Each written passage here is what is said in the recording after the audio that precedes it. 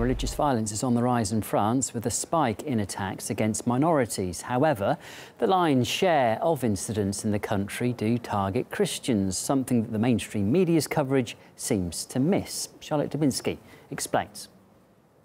Anti-religious attacks are taking place on an almost daily basis in France.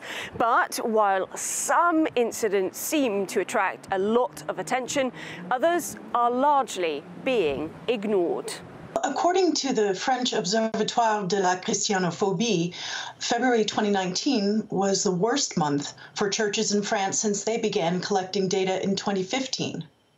But in addition to churches, other public Christian symbols have also been targeted.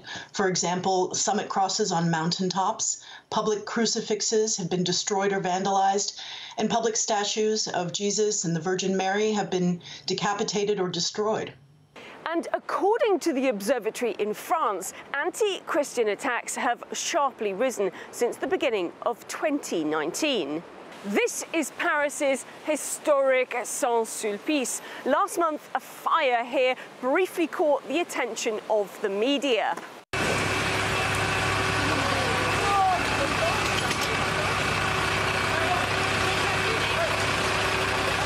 It didn't take long for an investigation to say the attack was deliberate and caused nearly €1 million in damage. But take a closer look at how it was reported by some newswires.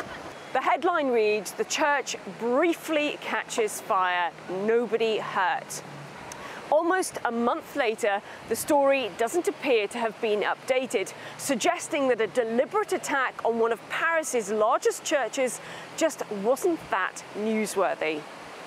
At the same time, other anti-religious attacks not only make the headlines, they stay there. The latest official figures from the French government give us a better insight into what's happening. In 2018, there was a sharp rise in the number of anti-Semitic incidents, 541. That's up 74% compared with 2017.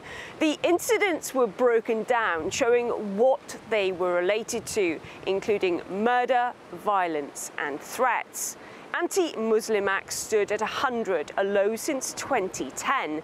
Meanwhile, the number of anti-Christian acts reached 1,063, a slight increase compared with the previous year. No further detail was given. What was shocking to me was the almost casual way that the ministry described it, saying, quote, "The number of anti-Christian acts is stable over the year."